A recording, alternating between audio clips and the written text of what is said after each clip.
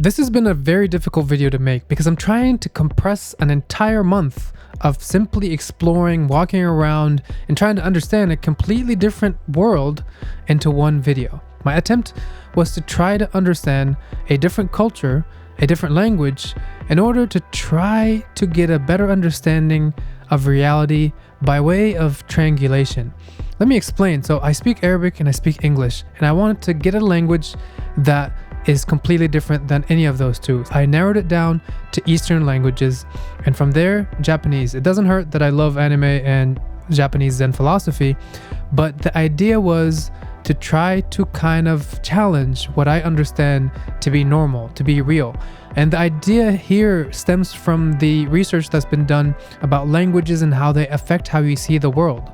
By trying to expand my view of reality, I'm hopefully expanding my art. And this is an attempt to be a better artist, but to also be a sort of philosopher and try to understand the world a little bit more. This has been something I've been trying to do for the longest time, and I figured 1 month in Japan should do the trick.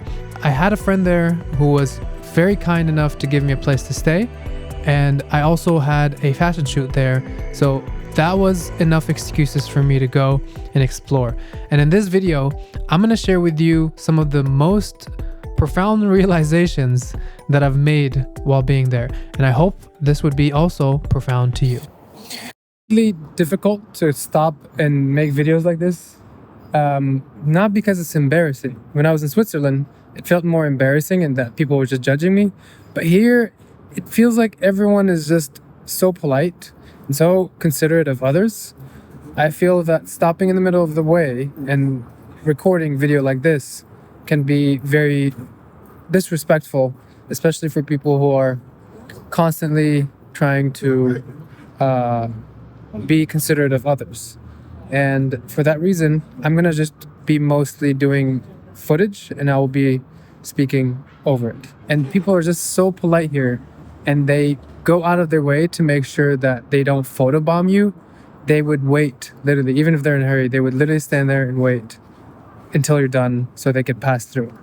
And not because they don't want to be in the picture as much as they want to be polite and not ruin your photo.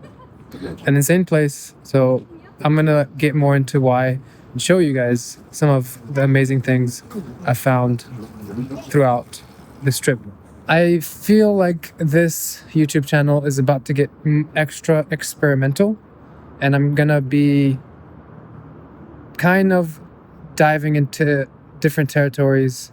So I hope you guys enjoy this, and if you have any questions, comments, concerns, recommendations, let me know.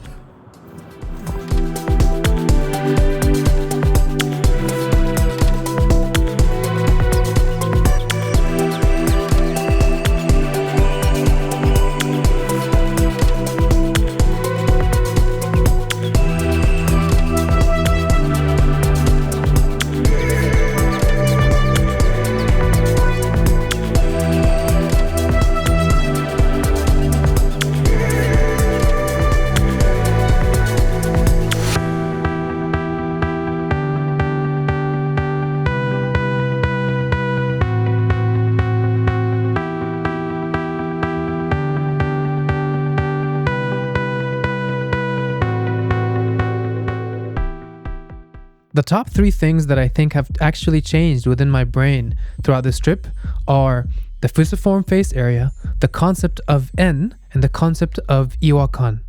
We've all heard someone say before that all Asians look the same. Not you, of course, because you're very cultured. But for those who think that way, it's because their fusiform face area isn't well trained with Asian features. To them, they're all in the same direction of distinction from their quote-unquote normal.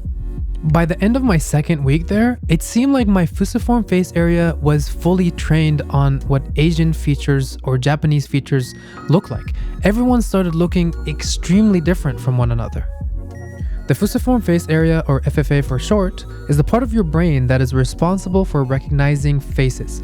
How it does it is by figuring out what's quote-unquote normal, and any divergence from that normal, it accentuates it, kind of like a caricature. And the interesting part is, this doesn't just apply to the fusiform face area, it applies to everything. The way they move, the way they act, the way they behave. Everyone in Japan almost comes from the exact same background. They all have an understanding of what it is that is normal. And whenever something is out of that normal, it stands out more than you can even imagine. I was sitting on a bench one day and I noticed in my peripheral vision someone just almost fumbling around. It looked like they were falling almost. And when I looked, they were just a normal American trying to put a hoodie on while they're walking. And it stood out so much to me because my brain was so used to looking at Japanese people who are moving with so much care and so much thoughtfulness and so much awareness of their surroundings. And that, of course, is a result of many things, including the concept of en and wa, the overall harmony of existence. Most Japanese people I've had conversations with have brought up the concept of en, or feeling the air or the atmosphere around you. Turns out that this actually contributes to their general understanding of art, amongst many things as well, but Japanese people on average can look at art and understand art on the same level of a Westerner who has studied art for many years. Now, just to clarify, I'm not saying that Japanese people are perfect and Japan is flawless, but I am focused on these positive attributes that can help me become a better artist and help me understand reality a little bit more. And these things that they do and they have that influence them to be in this much awareness also have a dark side. To give you an example, there are a lot of people in Japan that are very depressed, and I can almost guarantee you that it has to do with how aware they are. Being painfully aware of the cruel reality of the world can easily overwhelm so many people and contribute to a feeling of hopelessness and depression.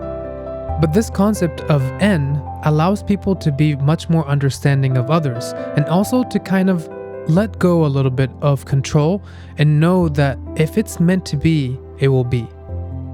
I've noticed that even someone who isn't actively thinking about this concept is influenced by it because of how ingrained in the roots of Japan that it is, including the concept of wa, which is overall the harmony of living in Japan.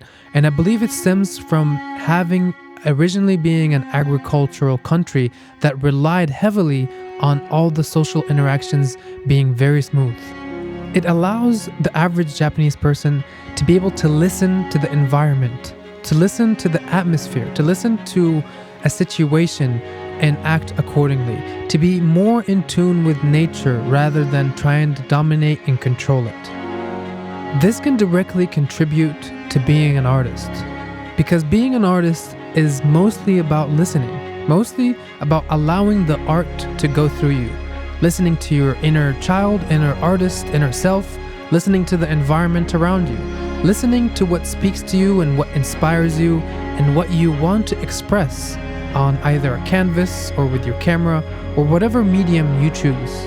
But sometimes you create something and then you look at it and you feel like something's off. It's not right. It's just something's bothering you. And they have a word for that, the concept of Iwakan.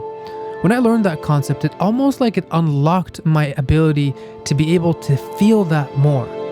Because now I can look at a photo and slowly try to get rid of all the things that are causing Iwakan. Just being able to search for the thing that's causing Iwakan can make the art so much better. And you'll notice this throughout so many Japanese things. You'll notice it in the way the house is structured.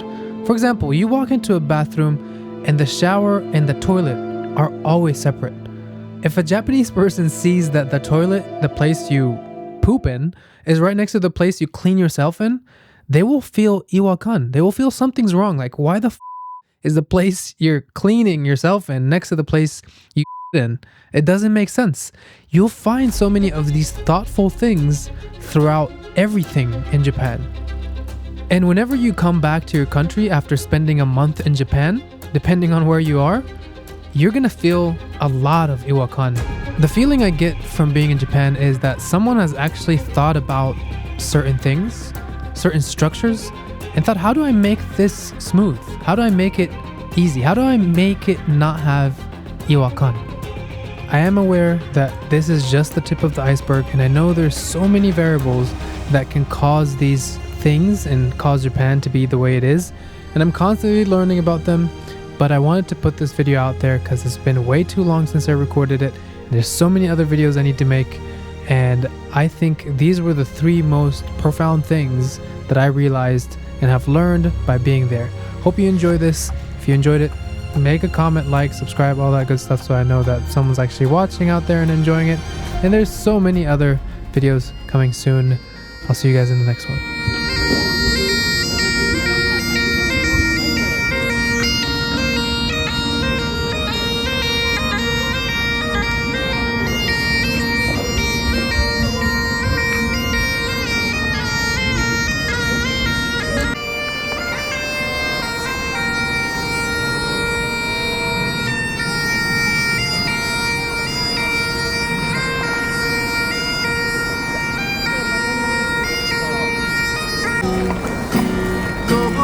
雪出す